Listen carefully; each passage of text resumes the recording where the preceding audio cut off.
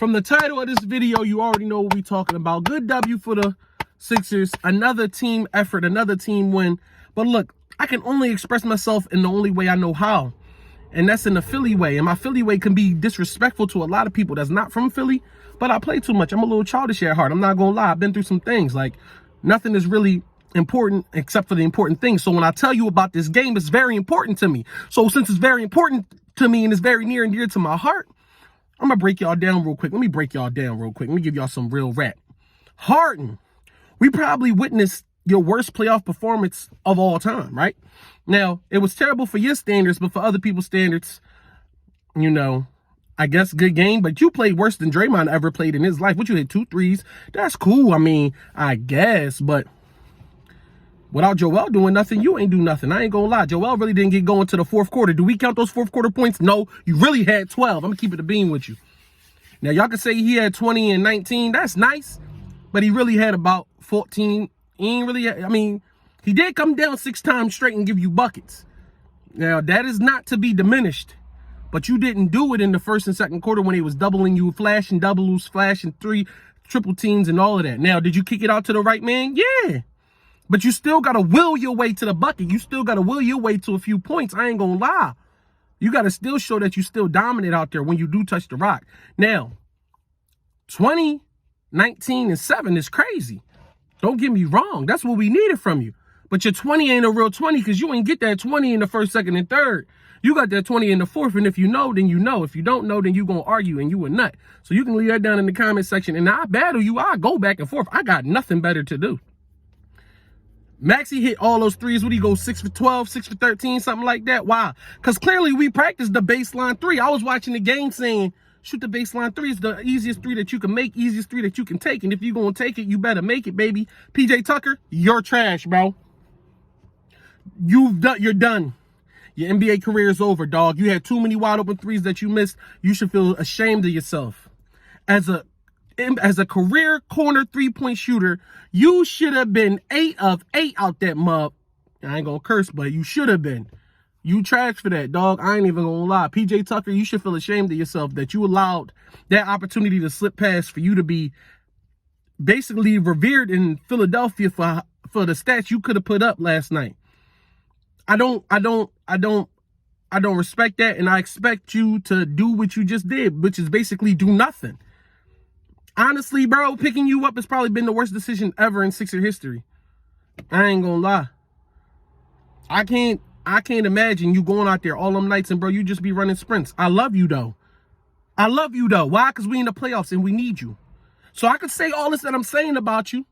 You look like a Ninja Turtle. I mean, you my dog, though. I love you. Let me not do you like that. I can't do you like that. It's the playoffs. I got to get with you. I can't talk like we not in the playoffs in this regular season. My bad, PJ Tucker. Keep shooting, bro. Keep shooting that jumpy, bro. It's going to get there. Shooters shoot. We going to get the shooters roll one of these games. I don't know which one, but I guess we'll need it for the Celtics. So let's just keep bricking until we get to that game, until we get to that series. Boom, 2-0. 2-0. Tyrese Maxey got it going. That's all you can, I mean, really, we can't ask more from Tyrese Maxey. I don't know what more y'all want to ask for. I don't really believe in him yet, but it's the playoffs and we here now, so we got to give him the reins when it comes to kickouts. Tobias Harris, you did an awesome job as well. Great kickouts, great shooting. PJ Tucker made a couple of good passes. I ain't gonna lie, when he got to that baseline 3, he just knew he wasn't gonna make it. He hit the veteran pump fake pass to the inside. That's a vet move. A lot of y'all don't know about that one right there. I ain't gonna lie. Now look, what do we do moving forward? Well, honestly, we can't really look to make no adjustments because the team just ain't a good a caliber enough team to really mess with us. We got Joel. He can go for 40 any night. We really ain't got nobody to watch. Joel got dunked on. He was playing like a nut. I don't know how he allowed that to happen, but hey, if you're going to keep jumping under the rim, you're going to get dunked on and put under the rim. That's just how that go for all big men. We just pray that it don't happen in the playoffs, man. Brian got dunked on from Tatum. We never forget that. It really depends on how good that player becomes. That'll make people remember or forget that you did get dunked on. But, man, you got boomed on. I ain't going to lie. You really did. Harden had a nice little 3. But, I mean, at the end of the day, I don't like the runs that we went on. I don't like the coaching that we had at the end of the day. We should have stopped that young bull earlier. Doc has always been good at making second half adjustments. He did so against Mikal Bridges. He had 24 and a half. He finished with 27. He did the same thing with the young bull Cameron something had 22. He finished with, I believe, 25. And really, it was a fakey 25 because he got a dunk at the end of the game. So it really didn't count. But we did make second half adjustments and we did get them together. I just think that personally in my core that's not a good enough game. That's not a good enough win for us. We didn't break 100. So clearly their defense did something to us that we didn't like. And for that to happen, I just feel like at the end of the day, you got to be able to score. Simple. You got to be able to score. If you're not scoring and you're not getting buckets, you're not doing nothing.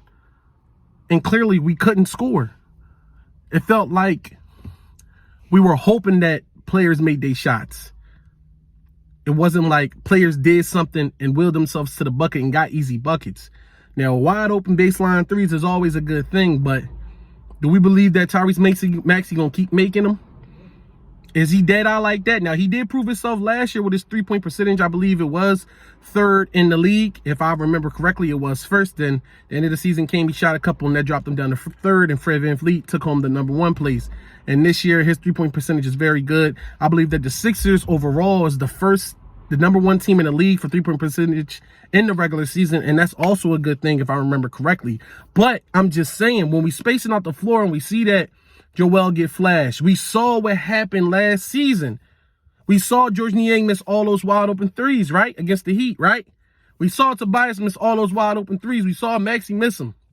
We saw Harden not even shoot it. If this season, if we make them, yeah, we'll do better. But at the end of the day, we picked up McDaniels for a reason. Brother, I need you cutting to the basket. Tyrese, don't settle for that baseline three all the time. Cut to the basket, draw a foul, get an N1. I know it may be wide open, but you're not a dead-eye shooter. You're not. Tobias, I know it's a catch-and-shoot baseline three, but you're not a dead-eye shooter. You're not Clay. You're not Curry. You're not Buddy Hield. You're not one of those guys. So, I mean, last night was cool, and we got the job done because of it, but I'm telling you right now, that's not how basketball go. Do I have Tyrese Maxey for another 6 threes in the first game? Do I got Harden for another 5 threes in a quarter? No, that's not real ball. That's not real ball. I don't need nobody doing stuff they're not accustomed to doing. That's the first time I ever seen Tyrese Maxey shoot baseline threes like that. He normally shoot deep Jones from the wing or he shoot them from the top of the key. So for him to be clearly, they practice baseline threes, and that's a blessing, and that's a good thing, and that helped us win. But it was a close game all season. We got to start knocking these guys out. We got to do better. I'm not going to lie. We got to do a little bit better. I'm not going to lie. I like what I see because the Nets are playing a little bit hard, but the Sixers, come on. Bring it home, please. Anyway, y'all, those are just my thoughts on the Sixers. I'm out.